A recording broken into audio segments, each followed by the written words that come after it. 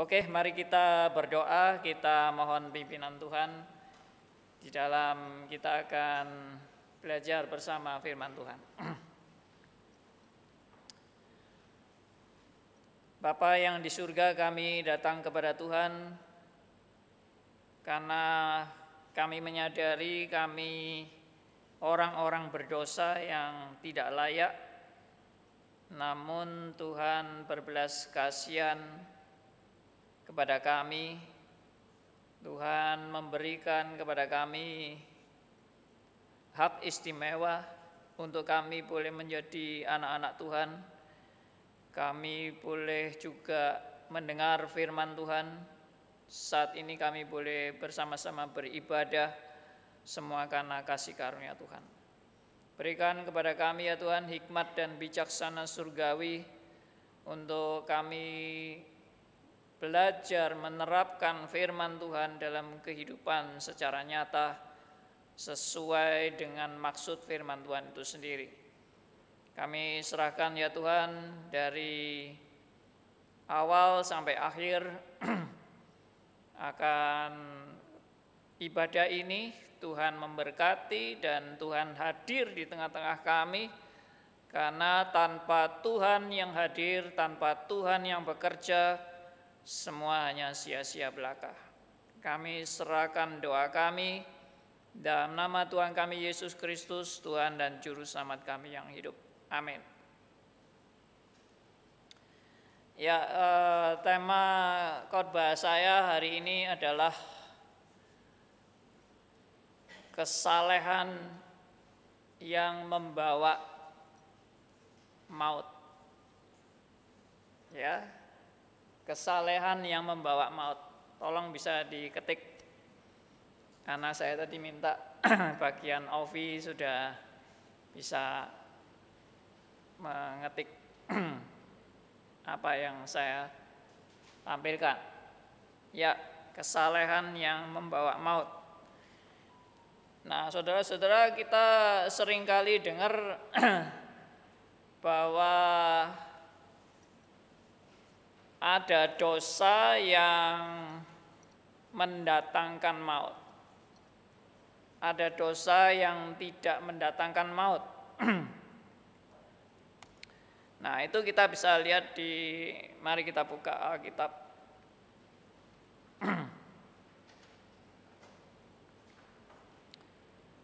Di 1 Yohanes pasal 5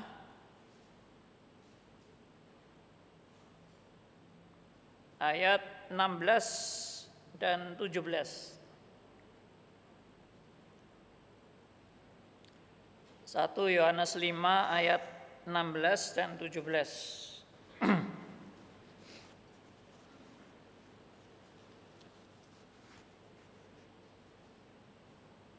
Mari kita baca bersama-sama. 1, 2, 3. Kalau ada seorang melihat saudaranya berbuat dosa, yaitu dosa yang tidak mendatangkan maut, hendaklah ia berdoa kepada Allah dan Dia akan memberikan hidup kepadanya, yaitu mereka yang berbuat dosa yang tidak mendatangkan maut. Ada dosa yang mendatangkan maut. Tentang itu tidak kukatakan bahwa ia harus berdoa. Semua kejahatan adalah dosa, tapi ada dosa yang tidak mendatangkan maut. Nah, ini apa ini? Satu kebenaran yang mungkin kita seringkali juga salah menafsirkan.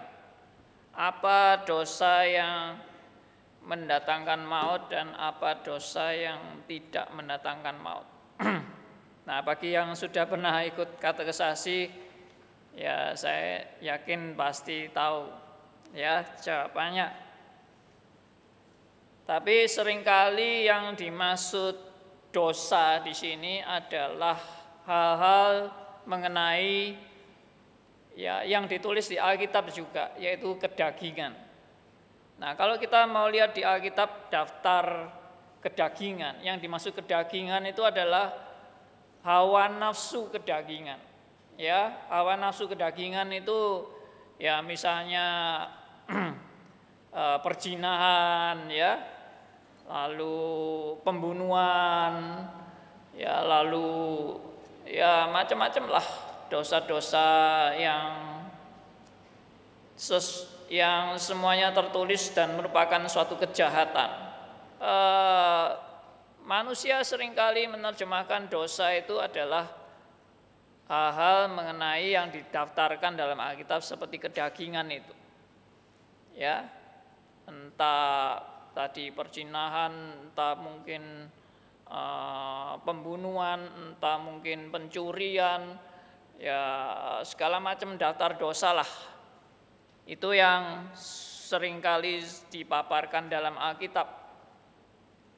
Tapi saya ingin mengajak saudara untuk memikirkan kalau dosa seperti itu sebetulnya dosa yang sudah umum. Ya, artinya dosa yang umum, artinya semua agama juga tahu kalau itu dosa. Ya kan? Saudara mencuri, apa ada agama yang bilang mencuri itu enggak apa-apa, malah harus mencuri, ya? Enggak ada kan? Apakah ada agama yang mengajarkan perzinahan itu enggak apa-apa, baik perzinahan itu, kamu makin banyak berzina, kamu makin masuk surga? Enggak ada kan? Jadi semua udah tahu, sebetulnya seperti itu. Kalau sebagai orang Kristen kita masih enggak ngerti, ya keterlaluan lah. Ya, kita seharusnya harus lebih dari itu. Pemahaman akan sebenarnya apa sih sebetulnya yang dimaksud dengan dosa yang mendatangkan maut.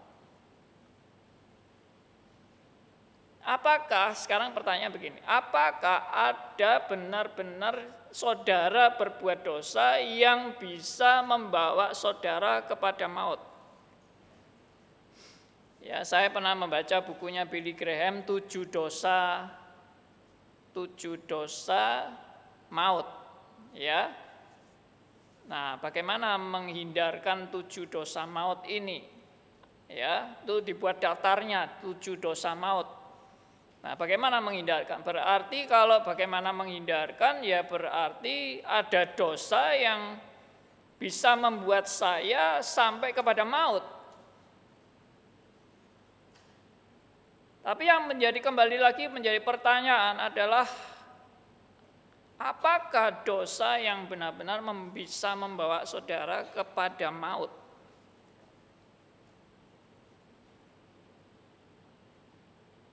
Nah, kalau kita mau teliti dalam Alkitab, sebenarnya saudara dan saya ini sudah berada di bawah kuasa maut sebelum di dalam Kristus. Jadi semua orang yang sebelum di dalam Kristus itu sudah berada di dalam kuasa maut. Jadi kalau sudah berada di dalam kuasa maut, dosa apakah yang membuat lebih kepada maut?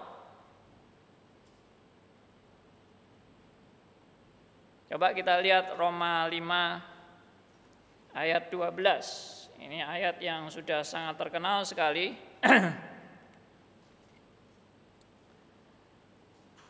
Roma 5 ayat 12. Mari kita baca sama-sama. Sebab itu sama seperti dosa telah masuk ke dalam dunia oleh satu orang, dan oleh dosa itu juga maut, demikianlah maut itu telah menjalar kepada semua orang, karena semua orang telah berbuat dosa. Nah, perhatikan, jadi sebetulnya bukan dosa itu yang membawa kepada maut, tapi sudah berada dalam maut. Dalam Roma 5 ayat 12 sudah menyatakan keberadaan saudara dan saya itu sudah berada dalam kuasa maut. Jadi bukan ada dosa-dosa lagi yang membawa saudara kepada maut, karena sudah dalam kuasa maut. Ya, saya harap saudara menangkap pengertian ini. Jadi apalagi dosa yang menambahkan kepada maut itu? Karena sudah dalam kuasa maut. Nah ini ya seringkali kita masih terpancang kepada pemikiran, wah kalau orang itu berzina, wah itu gawat, wah itu sudah pasti masuk neraka. Kalau korupsi, wah ini berat, ini dosa yang tidak bisa diampuni dan sebagainya, dan sebagainya, dan sebagainya. Dosa-dosa lain mungkin sangat banyak. Nah, kalau kita pemikirannya seperti itu, kita masih memikirkan pola tentang masalah dosa ini, pola-pola yang secara umum dan itu justru bukan yang diajarkan Alkitab.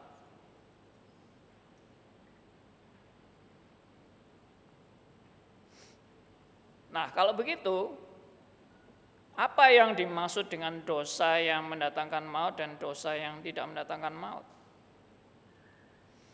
Saya sudah pernah mengajar itu di dalam katekisasi. Sebenarnya dosa yang mendatangkan maut hanya bisa dilakukan oleh orang bukan pilihan. Saya ulangi, dosa yang mendatangkan maut itu hanya bisa dilakukan oleh orang bukan pilihan. Apa itu berarti? Hanya satu-satunya dosa yang mendatangkan maut. Dan itu Alkitab juga tulis, yaitu menghujat Roh Kudus. Itu dosa satu-satunya yang enggak bisa diampuni. Menghujat Roh Kudus. Nanti kalau enggak percaya, cari aja dosa yang enggak bisa diampuni. Cuma satu, yaitu menghujat Roh Kudus. Dan kemudian kalau dipertanyakan lagi, apa itu dosa menghujat Roh Kudus? Cuma satu dosa menghujat Roh Kudus itu. Yaitu apa? Yaitu tidak mau menerima Yesus sebagai Tuhan dan Juru Selamat seumur hidup sampai mati. Sampai detik kematian tidak mau menerima Yesus sebagai Tuhan dan Juru Selamat. Itu satu-satunya yang membawa kepada maut.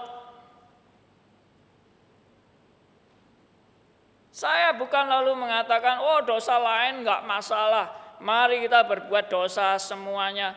Kita berzina, kita merampok, kita menipu, kita korupsi, kita apa, berjudi, mabuk-mabukan. Enggak apa-apa, toh itu bukan dosa yang saya tidak mengatakan seperti itu. Nanti saya mau jelaskan ya bahwa segala yang dilakukan oleh orang bukan pilihan semuanya menunjukkan bahwa dia adalah orang yang sedang menuju kepada maut. Karena dia tidak pernah mau menerima Yesus sebagai Tuhan dan Juru Selamat sampai mati. Nah, perkataan sampai mati ini menjadi penekanan karena memang kita tidak bisa menentukan si A, si B, si C itu yang pasti sampai mati tidak akan menerima Yesus sebagai Tuhan dan Juru Selamat. Itu kita nggak tahu. Kecuali Tuhan memberikan kepada kita suatu rahasia surgawi yang amat sangat spesial yang bisa menentukan orang ini pasti binasa, orang ini pasti selamat, tapi itu pada umumnya tidak.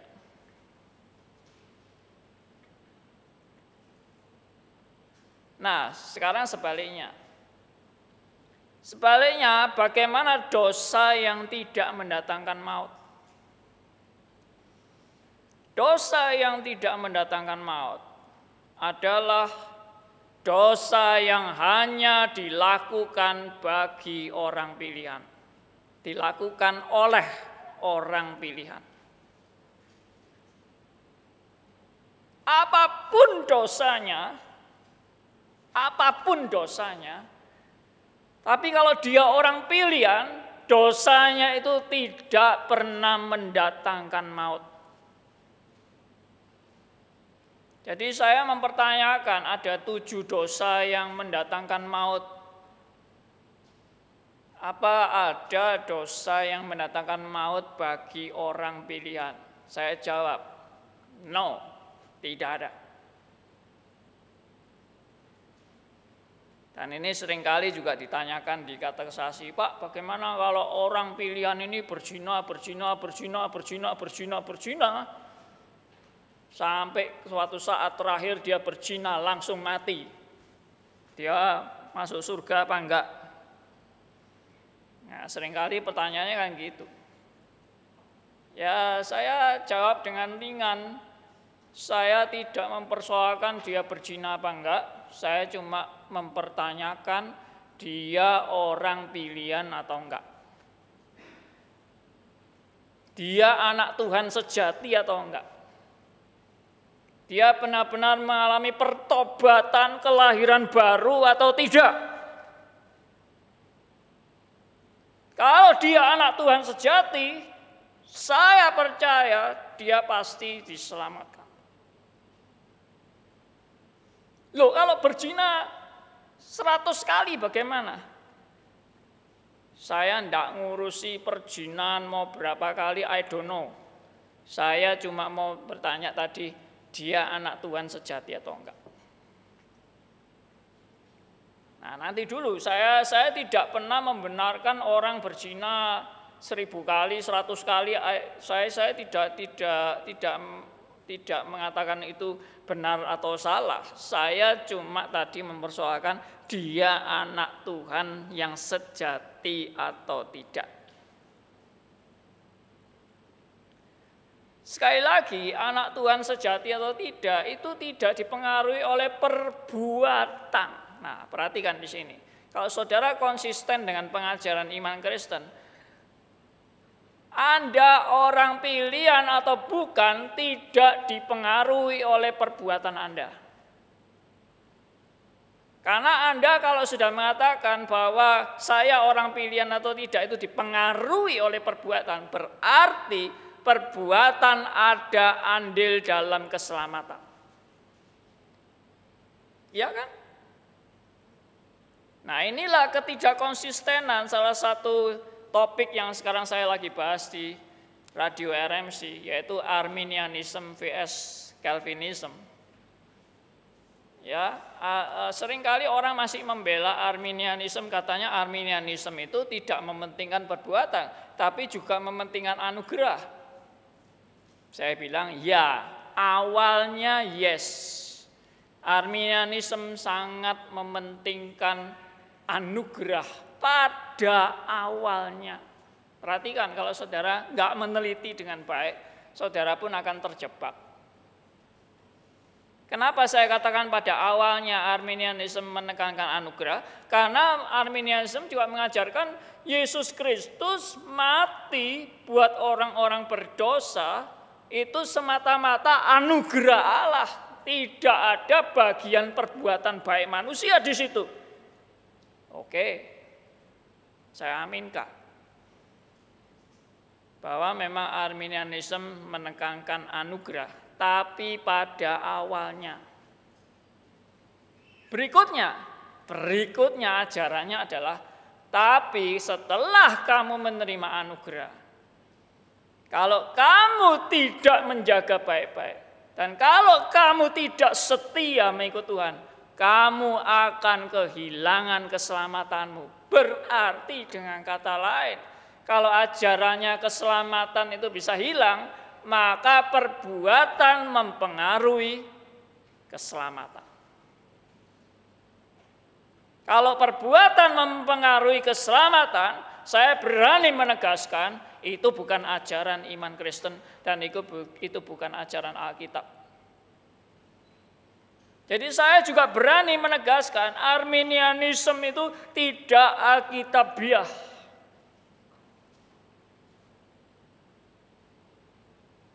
Dan bahkan bukan Kristen.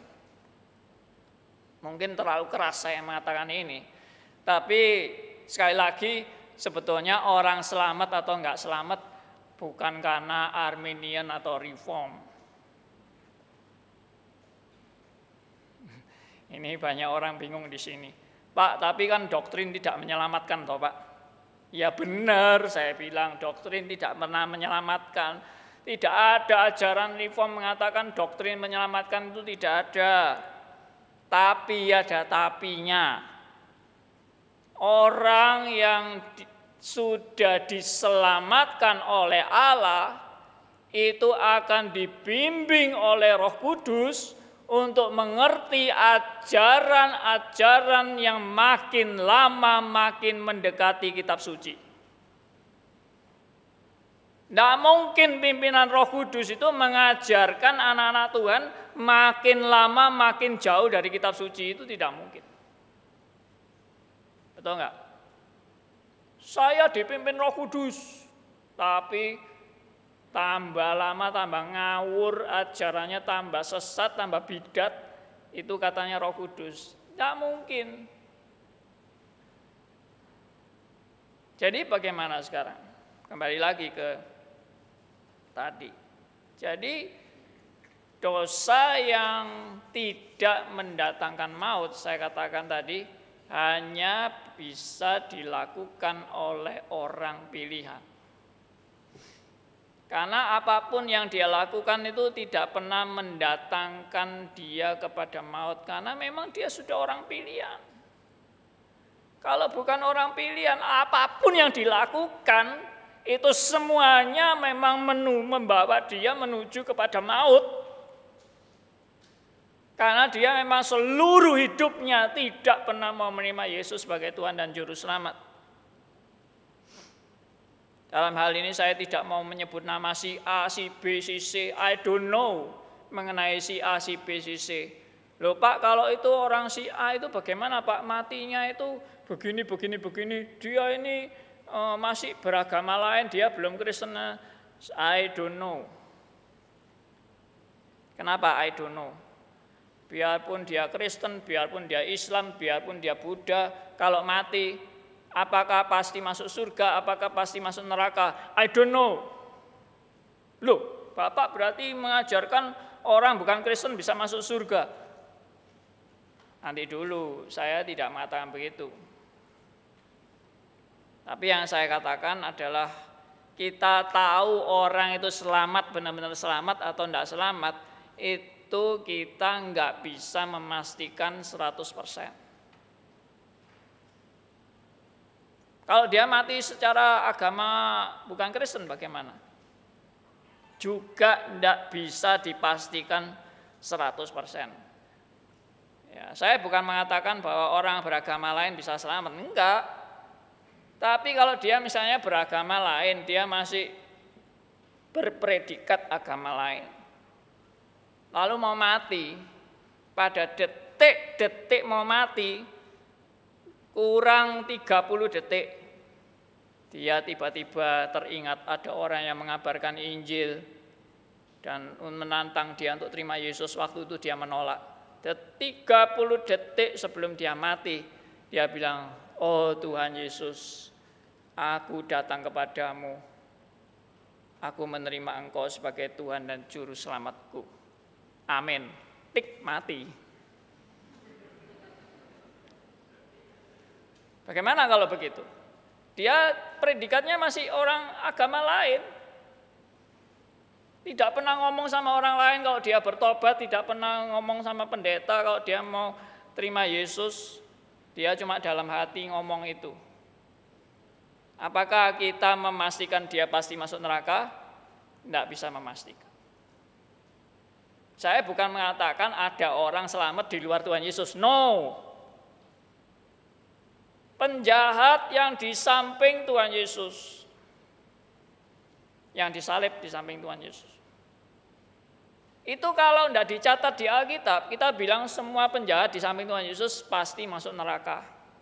Kalau tidak dicatat pertobatannya, atau tidak dicatat percakapannya dengan Tuhan Yesus.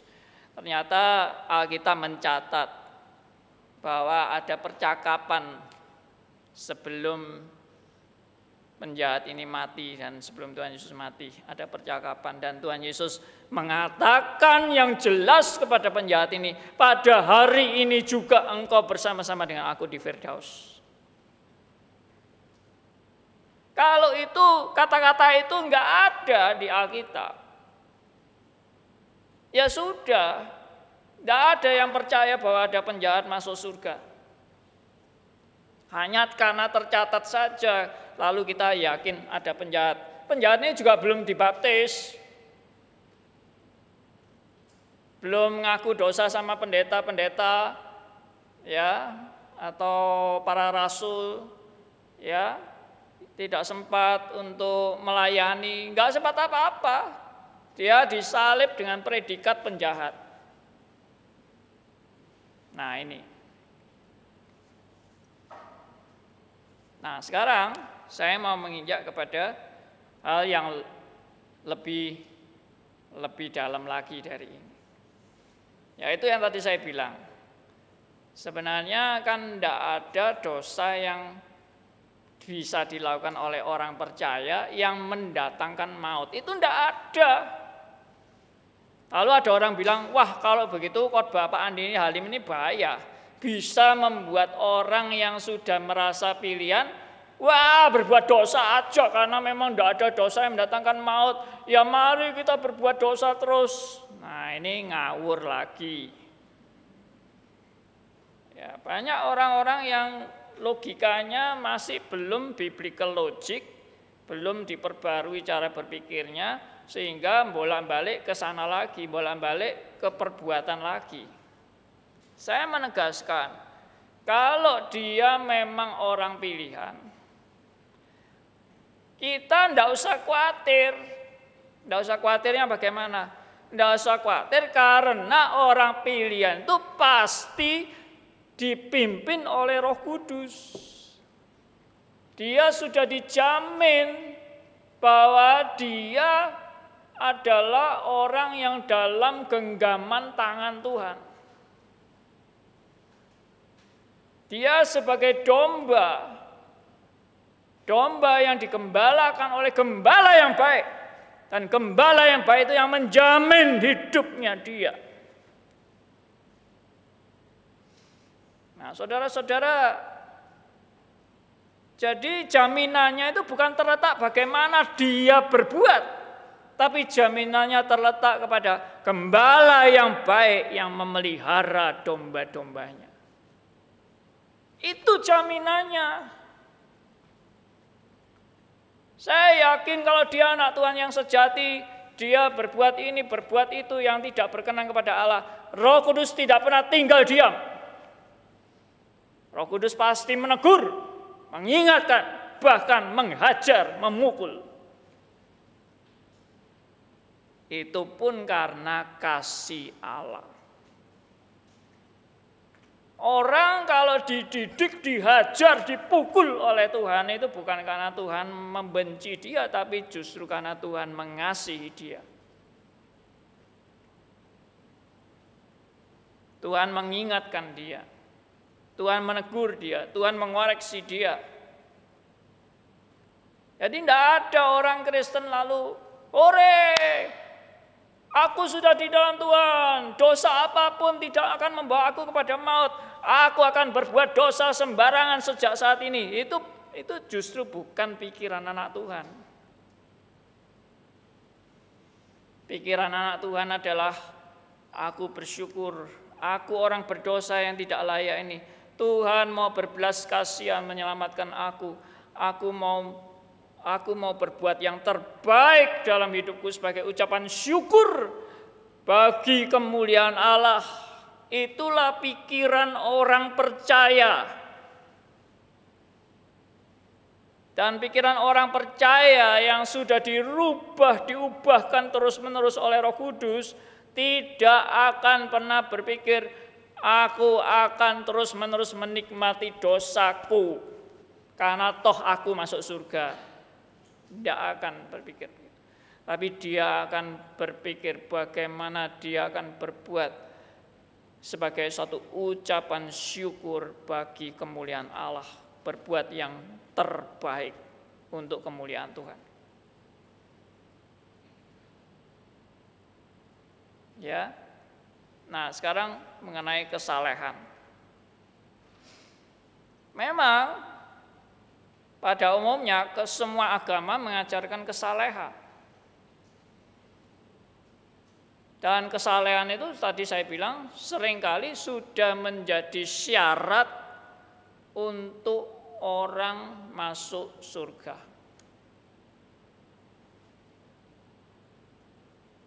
Maka kita harus hati-hati. Dalam hal ini iblis sangat pandai sekali dalam menjebak orang-orang Kristen, saudara dan saya, orang-orang yang percaya ini. Kita terjebak dalam pola-pola pemikiran lama. Kita seringkali mengejar kesalehan. Dengan tanpa sadar, saya berharap melalui kesalehan yang saya kejar ini, saya dapat dijamin keselamatannya. Jadi dengan kata lain, kesalehan itu pun dimengerti sebagai syarat untuk keselamatan. Nah, ini yang tadi saya bawa dalam topik kesalehan yang membawa maut. Kalau kesalehan itu dipikir sebagai syarat untuk bisa memperoleh keselamatan, berarti saya masih punya pola pikir kebaikan itu ada andil dalam keselamatan, dan itu ajaran sesat. Saya melihat di Alkitab ada contoh-contoh orang yang membanggakan kesalehan. Ya, contoh yang pertama adalah Matius 7 ayat 22 dan 23. Ini adalah contoh orang-orang yang membanggakan kesalehan. Dan dia anggap dengan kesalehannya itu akan membawa dia ke surga, menjaminkan hidupnya untuk pasti selamat masuk surga. Ya, coba kita lihat Matius 7, ini ayat yang sudah seringkali saya sharekan. Matius 7 ayat 22 sampai 23. Saya akan bacakan. Pada hari terakhir banyak orang yang akan berseru kepadaku, Tuhan, Tuhan, bukankah kami bernubuat demi nama-Mu dan mengusir setan demi nama-Mu dan mengadakan banyak mujizat demi nama-Mu juga? Pada waktu itulah aku akan berterus terang kepada mereka dan berkata, aku tidak pernah mengenal kamu, hanyalah daripadaku kamu sekalian pembuat kejahatan. Perhatikan. Apa yang diperbuat orang ini? Bernubuat demi nama-Mu, mengusir setan demi nama-Mu, mengadakan banyak mujizat demi nama-Mu. Ini perbuatan-perbuatan rohani yang boleh dikatakan menunjukkan orang yang begitu saleh, orang yang di dalam Tuhan, orang yang giat dalam pekerjaan Tuhan. Dia merasa bahwa perbuatannya membawa dia kepada keselamatan. Karena itu dia menggugat. Waktu Tuhan menolak dia memamerkan segala kesalehannya dia untuk dijaminkan bisa masuk surga. Tuhan bahkan menolak dan mengatakan, hanyalah kamu sekalian, aku tidak pernah mengenal engkau, kamu sekalian pembuat kejahatan. Karena apa? Menganggap kesalehannya itu ada andil dalam keselamatan. Dan ini bukan orang pilihan, itu yang tadi saya katakan, bahwa menghujat Roh Kudus itu hanya dilakukan oleh orang, bukan pilihan. Contoh ayat yang berikutnya adalah Roma pasal 10. Ya, ini juga Ayat yang pasti nggak asing bagi Anda. Roma pasal 10 ayat 2 sampai 3. Roma 10 ayat 2 sampai 3. Firman Tuhan menegaskan, sebab aku dapat memberi kesaksian tentang mereka, bahwa mereka sungguh-sungguh giat untuk Allah, tetapi tanpa pengertian yang benar. Sebab oleh karena mereka tidak mengenal kebenaran Allah, dan oleh karena mereka berusaha mendirikan kebenaran mereka sendiri, maka mereka tidak takluk kepada kebenaran Allah. Perhatikan, mereka sungguh-sungguh giat untuk Allah. Mereka aktif, mereka giat untuk Allah. Mereka berbuat hal-hal yang saleh. Mereka sangat religius. Tapi firman Tuhan menegaskan tanpa pengertian yang benar. Dan mereka tidak mengenal kebenaran Allah. Mereka berusaha mendirikan kebenaran mereka sendiri. Dan mereka tidak takluk kepada kebenaran Allah. Ini ironis sekali. Orang yang giat untuk Allah, tapi kegiatan untuk Allah itu adalah wujud daripada pemberontakan kepada Allah.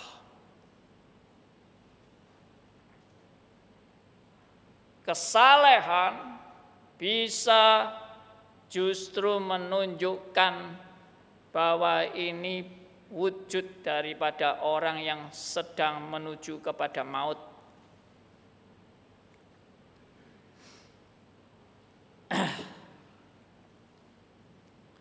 Ada ayat lain sebentar. Ya.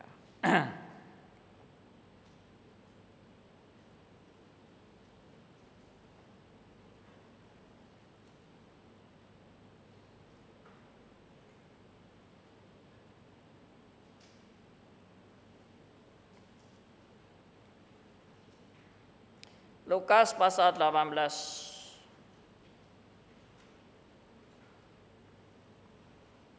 ayat yang ke-11 sampai ayat 12. Lukas 18 ayat 11 sampai 12. Mari kita baca sama-sama. 1, 2, 3. Orang Farisi itu berdiri dan berdoa dalam hatinya begini, ya Allah, aku mengucap syukur kepadamu, karena aku tidak sama seperti semua orang lain. Bukan perampok, bukan lalim, bukan pezina, bukan juga seperti pemungut cukai ini. Aku berpuasa 2 kali seminggu, aku memberikan 1/10 dari segala penghasilanku. Ini juga adalah kesalehan yang mendatangkan maut. Sebetulnya kata-kata saya ini bukan berarti memang ada dosa yang mendatangkan maut, tidak. Ini kesalehan tanda-tanda yang merupakan tanda-tanda dari orang yang bukan pilihan. Dia mementingkan kesalehan. Dia mementingkan perbuatan baik yang membuat dia terjamin bisa masuk surga. Firman Tuhan menegaskan bahwa orang ini justru ditolak oleh Allah. Saudara-saudara, firman Tuhan menegaskan kepada saudara dan saya satu kebenaran yang amat sangat berbeda. Apa itu yang berbeda? Nah, sekarang saya akan mengajak saudara melihat dari ayat yang juga sudah sangat terkenal dari Yesaya 64 ayat yang ke-6. Ya.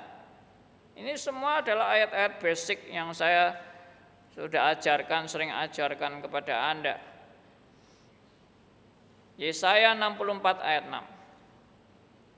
Mari kita baca sama-sama. 1, 2, 3.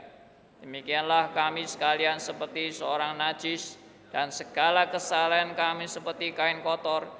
Kami sekalian menjadi layu seperti daun, dan kami lenyap oleh kejahatan kami seperti daun dilenyapkan oleh angin. Perhatikan kalimat yang nomor 2, alinea kedua itu. Dan segala kesalahan kami seperti kain kotor. Saya melihat justru spirit Alkitab itu mengajarkan kepada saudara dan saya, tidak ada kesalehan dari diri kita sendiri yang bisa dibanggakan di hadapan Tuhan. Orang kalau sudah membangga-banggakan kesalehan dirinya, itu bagi saya adalah lampu merah.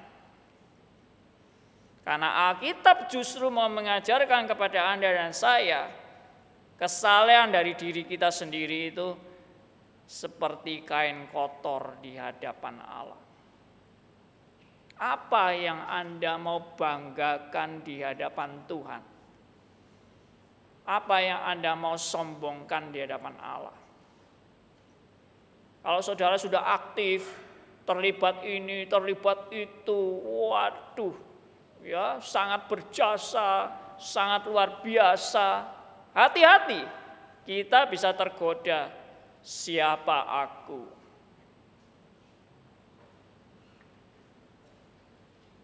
Salah satu bagi saya, bukan satu-satunya, salah satu tanda orang pilihan adalah tidak pernah membanggakan kesalehan dirinya.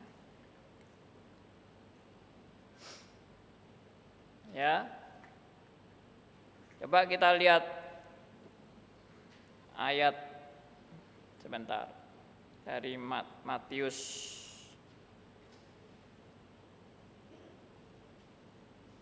Matius pasal 25. Ini sangat kontradiktif dengan tadi Matius 7 ayat 22 sampai 23, itu sangat kontradiktif dengan Matius 25 ini. Ya. Kita lihat. Mulai ayat 35.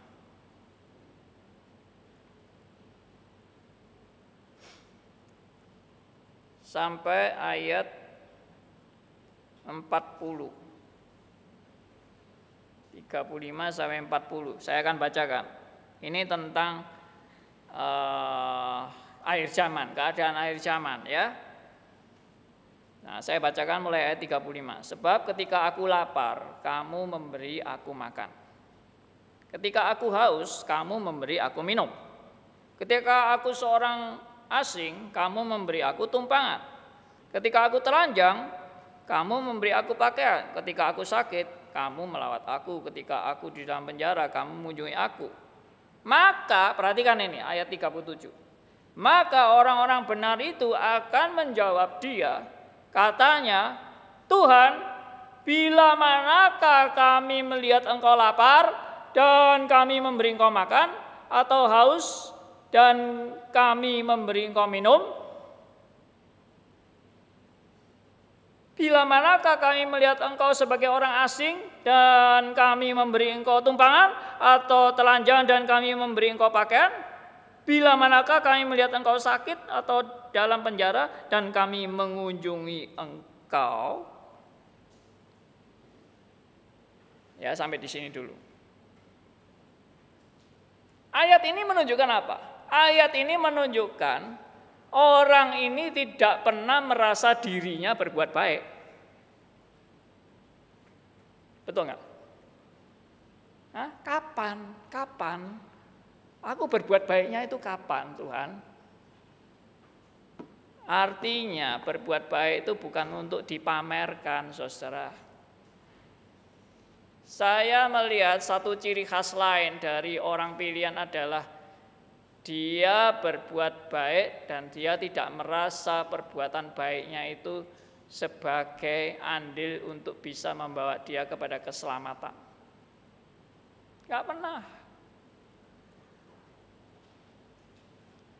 Ayat ini seringkali dipakai salah oleh orang-orang liberal yang menafsirkan bahwa perbuatan baik itu syarat masuk surga. Malah terbalik. Malah kesimpulannya terbalik. Dia bilang perbuatan baik syarat masuk surga. Buktinya ya ini, ayat ini. Ayat ini kan mengatakan bahwa dia itu sudah berbuat ini, berbuat ini, berbuat ini, berbuat ini, berbuat ini, maka dia dimasukkan surga. Maka dengan kata lain kesimpulannya perbuatan baik merupakan syarat masuk surga. Salah besar. Ayat ini cuma mau menunjukkan bahwa apa? Orang pilihan tidak pernah merasa dirinya sudah berjasa.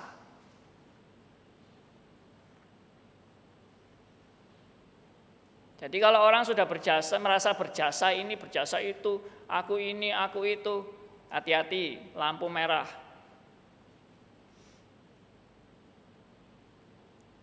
Orang pilihan selalu merasa apa? Selalu merasa berhutang.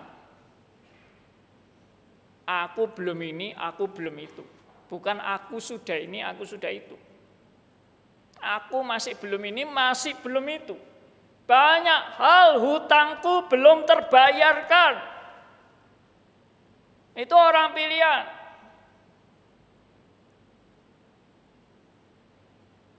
Mari saudara-saudara kita benar-benar menyadari kenapa aku disebut orang berhutang. Rasul Paulus juga mengatakan aku ini berhutang. Kenapa berhutang? Karena darah Kristus yang mahal itu tak terbayarkan oleh segala hal yang aku lakukan. Tak terbayarkan. Sehingga selalu merasa kurang dan tidak pernah merasa aku sudah ini, sudah itu, sudah ini, sudah itu. Berjasa ini, berjasa itu. Ngeri. Kalau kita melihat orang yang sudah uang hitung-hitung jasanya itu mengerikan. Mari kita belajar kembali kepada firman. Firman Tuhan menegaskan kepada saudara dan saya bahwa saudara dan saya diselamatkan itu hanya karena anugerahnya, only by grace, dan bukan karena kesalehan Anda. Begitu Anda membangga-banggakan kesalehan Anda, itu justru menunjukkan kesalehan yang mendatangkan maut. Sekali lagi bukan karena kesalehannya itu mendatangkan maut, tapi dia orang yang belum di dalam anugerah Tuhan sehingga konsepnya dia dengan kesalehan dia bisa masuk surga. Enggak benar sama sekali itu, di Alkitab sudah tegas menyatakan akan hal-hal seperti ini. Jadi kalau begitu bagaimana saudara-saudara? Sebenarnya kesimpulannya sangat sederhana. Kesimpulannya sangat sederhana. Saudara mungkin ada yang ragu-ragu dengan keselamatan Anda. Wah, kalau gitu aku ini selamat apa enggak ya? Aku ini tergolong orang pilihan apa enggak? Jawabannya sangat sederhana. Pertanyaannya adalah Anda sudah benar-benar bertobat, menerima Yesus sebagai Tuhan dan Juru Selamat atau belum? Kalau Anda benar-benar belum menerima Yesus sebagai Tuhan dan Juru Selamat, saatnya hari ini saudara menerima Dia sebagai Tuhan dan Juru Selamat Anda. Maka Tuhan berjanji, barang siapa yang datang kepadaku tidak akan kutolak. Barang siapa yang menerima Yesus sebagai Tuhan dan Juru Selamat, Alkitab bilang, kepadanya dianugerahkan hidup yang kekal. Kelihatannya it's so simple, hanya sederhana begitu aja. Tapi itu pekerjaan Roh Kudus yang luar biasa, merubah hidup saudara dan saya, dan merubah paradigma kita. Saya khawatir orang-orang yang sudah lama beragama Kristen akhirnya terjebak pada jebakan iblis, berlomba-lomba dalam kesalehan. Berlomba-lomba dalam memberikan sumbangsih untuk pekerjaan Tuhan, ya, untuk menunjukkan dirinya adalah orang Kristen. Saya banyak pasang status saya di Facebook. Saya mengatakan bahwa orang Kristen kalau berbuat baik bukan untuk dipamerkan. Tujuan orang Kristen berbuat baik ini bukan untuk dipamer-pamerkan dan bukan untuk menunjukkan dirinya orang Kristen. Ini loh aku orang Kristen. Ini loh aku anggota gereja. Ini loh aku aktivis. Aku sudah berbuat ini, berbuat itu. Itu sama sekali bukan ciri khas tujuan orang Kristen. Orang Kristen itu tidak perlu pameran. Perbuatan baik itu bukan untuk dipamerkan. Tapi perbuatan baik itu apa? Sederhana sekali. Perbuatan baik itu iman Kristen mengajarkan apa? Perbuatan baik itu iman Kristen mengajarkan itu sebagai buah roh. Buah roh itu hasil dari mana? Hasil dari hubungan pribadi dengan Tuhan, relasi dengan Allah. Tuhan Yesus mengasih perumpamaan yang juga sangat sederhana, yaitu apa? Ranting yang melekat pada pokok anggur. Maka ranting itu tidak bisa berbuah dari dirinya sendiri kalau dia tidak melekat pada pokok anggur. Maka yang dihasilkan itu adalah buah. Dan buah itu bukan hasil pekerjaannya dia. Buah itu hasil pekerjaan Roh Kudus, karena itu namanya only by grace. Kesalahan itu adalah bukan pekerjaan saya, kesalahan itu adalah pekerjaan Roh Kudus yang sudah merubah hidup saudara dan saya.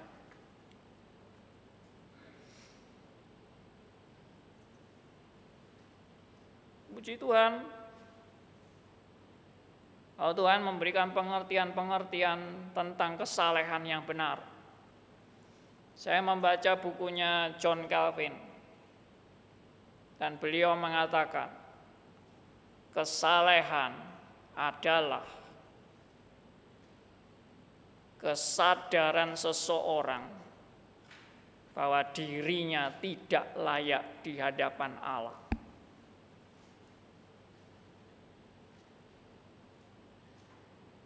Sangat kontradiktif dengan definisi-definisi kesalehan menurut agama secara umum. Kesalehan adalah kesadaran seseorang, dimulai dari kesadaran seseorang bahwa dirinya tidak layak di hadapan Allah. Dan dia mau datang kepada salib Kristus. Itu kesalehan. Mau datang kepada salib Kristus. Mengaku segala kebobrokan, kenajisan, ketidaklayakan. Kamu sebenarnya adalah sampah. Kamu seharusnya binasa. Maka kesalehan itu bukan aku sudah melakukan ini dan itu. Aku bukan perampok, aku bukan pembunuh, aku bukan pezina, aku tidak seperti pemungut cukai ini. Itu bukan kesalehan. Kesalehan adalah hati Anda hancur di hadapan Tuhan dan mau bertekuk lutut pada salibnya. Puji Tuhan, salibnya itulah anugerah yang terbesar. Salibnya itulah yang menghantar saudara kepada keselamatan yang sejati. Dan saudara dan saya terus dibimbing oleh Roh Kudus pada kemuliaan demi kemuliaan. Amin. Mari kita berdoa.